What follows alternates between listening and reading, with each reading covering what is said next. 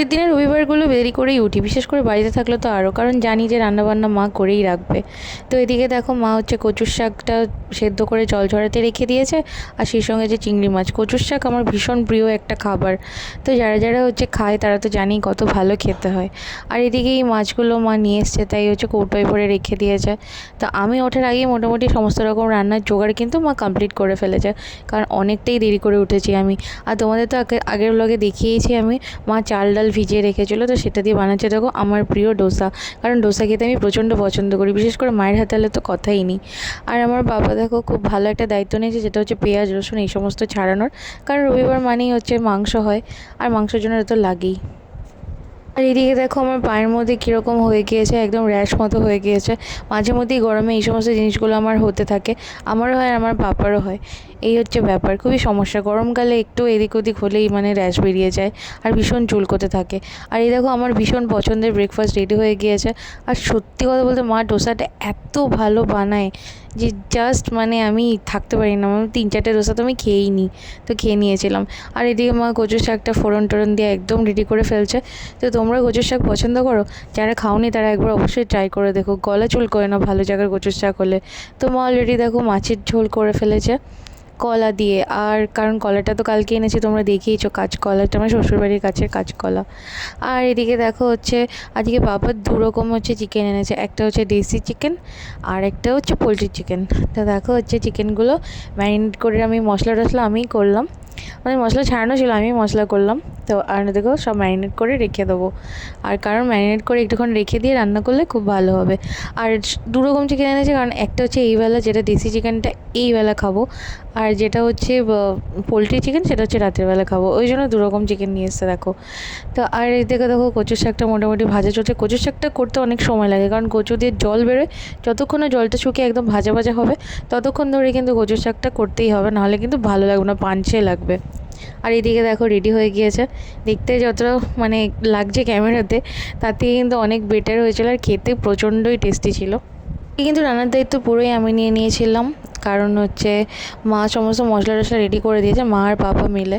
তাই আমি বললাম যে তোমরা যাও, আমি সমস্ত কিছু করে দেবো, মানে মোটামুটি খুন্তি নাড়ানোর সমস্ত কাজটাই আমি করে দেবো। তো দেখো এদিকে দেশি মুরগিটা আমি রান্না করে ফেলেছি, আর হচ্ছে পোলট্রি চিকেনটা কষা চলছে। পোলট্রি চিকেনটা একটু বেশি করে ভালো করে রসি টসি না করলে ভালো লাগে না খেতে, কারণ পোলট্রিতে এমনিতে খুব একটা টেস্ট নেই। আর আমি মাংসতে সবসময় হচ্ছে মশলা যে বাটিটাতে মাখি সেই বাটিটা ধুয়ে কিন্তু আমি হচ্ছে জল দিই, কারণ ওই তারপরে জলটা ফুটিয়ে তারপর ঝোল দিই, কারণ অনেকটা মশলা ওর মধ্যে থাকে। তো আর ভালো করে ফুটিয়ে না দিলে মশলার কাঁচা গন্ধ বেরোবে। তো অবশ্যই জলটাকে একদম সুন্দরভাবে বয়েল করে নিতে হবে। আর এরকমভাবে মশলা জল দিলে মশলাটাও ওয়েস্ট হলো না, আর হচ্ছে জল ফুটন্ত দিলে কী হয় বলো তো, অনেক সুন্দর হচ্ছে মাংসটা ভালো সেদ্ধ হয়, আর ঝোলটাও ভালো হয় আর কি।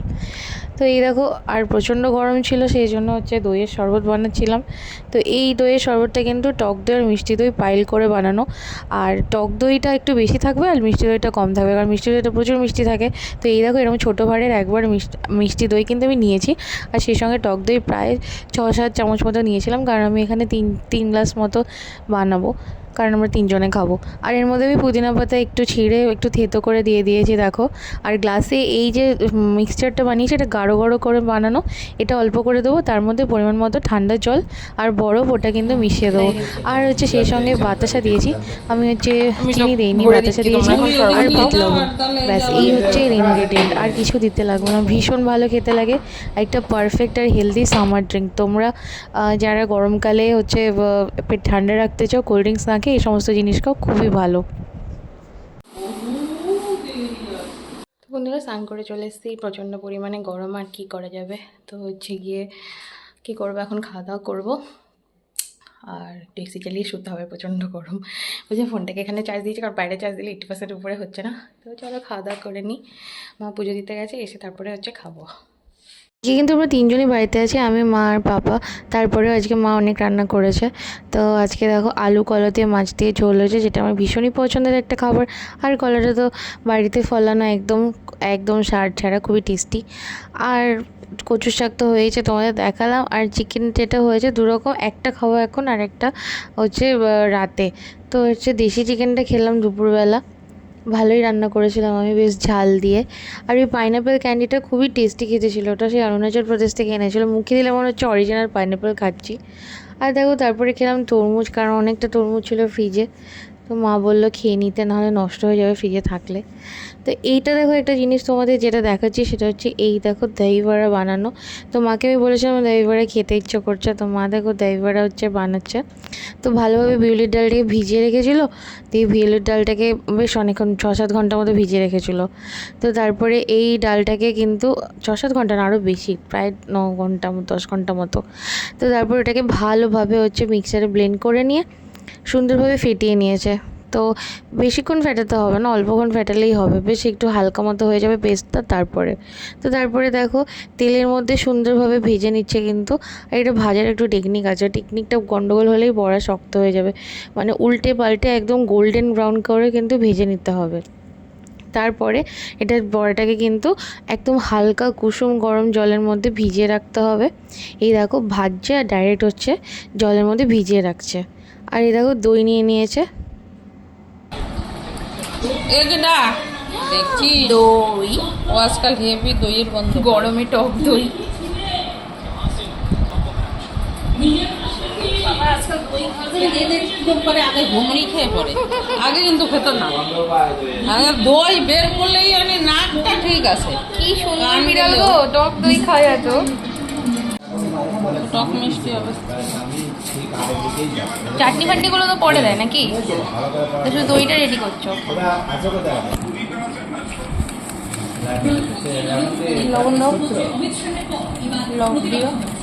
তো তোমরা তো দেখতেই পেলে আমুলের টক দইটা নিয়েছি, তোমরা যেটা হোক টক দই নিতে পারো, আমুলেরটাতে আমার বেশি ভালো লাগে ওই জন্য ওটাই নিয়েছি। তো একটু গাঢ় করে এটা রাখতে হবে, তাই বেশি করে দই নিয়েছে। তার মধ্যে নর্মাল লবণ আর হচ্ছে বিট লবণ অ্যাজ পার টেস্ট অবশ্যই।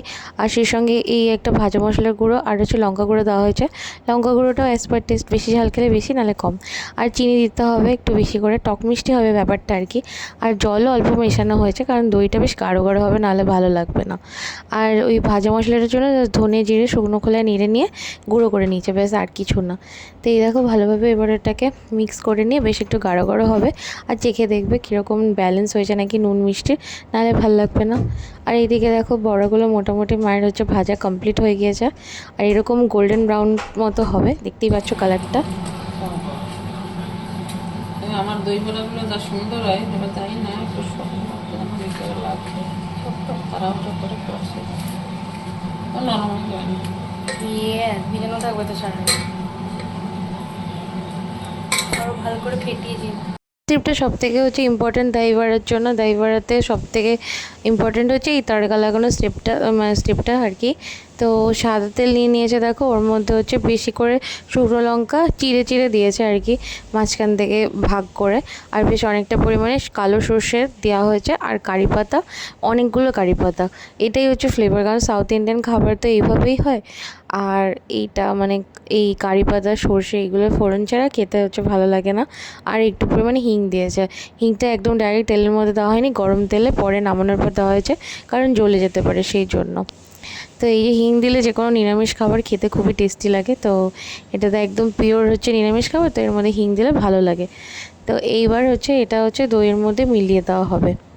তো এরপরে দেখো আমি করে নিলাম ডিনার। তো ডিনারে ছিল হচ্ছে পরোটা, সেই সঙ্গে চিকেন তো করেছিলাম দেখেছিলে। আর এই যে ফোড়নটা এবার তৈরি করা হয়েছে, এটা ঠান্ডা হয়ে যাওয়ার পর কিন্তু দইয়ের মধ্যে দেওয়া হবে, তার আগে নয়।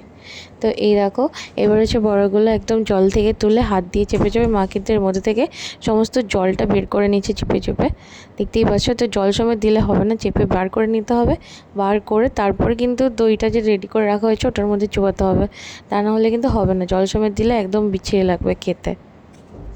দেখো হচ্ছে দইটার মধ্যে সব বড়াগুলো দিয়ে একটু মিলিয়ে নিয়েছে, আর এর উপর থেকে দেখো ভাজা মশলার গুঁড়োটা হচ্ছে ছড়িয়ে দিচ্ছে। আর এর মধ্যে হচ্ছে ওই তরকাটা হচ্ছে মিক্স করে দেবে, যেটা তরকাটা হচ্ছে বানিয়েছিল ওইটা, এই দেখো। তো এইভাবে মিক্স করে দেবে, আর এইভাবে কিন্তু ফ্রিজের মধ্যে সেট করতে রেখে দেবে, আর মানে 4 রাত মোটামুটি হবে। আর এরপর যখন এটা খাওয়া হবে কিন্তু এর উপর থেকে কিন্তু তেঁতুলের সস দেওয়া হবে, আর সেই সঙ্গে হচ্ছে টমেটো সস দেওয়া হবে। আর তেঁতুলের সসটা বাড়িতে বানাতেও পারো আর কিনেও নিতে পারো, কিছু না, তেঁতুলের কাজ বার করে নুন চিনি দিয়ে ফুটিয়ে নিলেই হয়ে যাবে। তো এরপরে খাওয়া দাওয়া করে চলে এসেছি দেখো ছাদে। আর আজকের ব্লগটা এখানেই থাকলো, দেখা হচ্ছে পরে, টাটা।